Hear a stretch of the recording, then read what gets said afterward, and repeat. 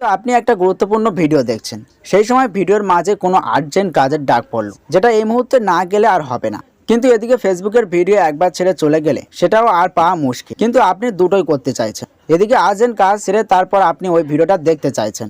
তাহলে আপনি এই টিপস ফলো করে দুটোই করতে পারবেন। আপনি যে ভিডিওটা দেখছেন সেটা সেভ করে রাখতে পারেন পরে দেখার জন্য। এটা খেয়াল রাখবেন যে আপনি ভিডিওটা জাস্ট সেভ করে রাখছেন, ডাউনলোড করে না। তাই আপনার এমবির খরচ বা স্টোরেজের খরচ হচ্ছে। তো ভিডিও সেভ করার জন্য যে ভিডিওটাকে সেভ করতে চাইছেন সেই ভিডিওর ওপরে কোনায় যে থ্রি ডট মেনু অপশন আছে সেখানে ক্লিক করবেন। তারপর সেভ ভিডিওতে ক্লিক করবেন।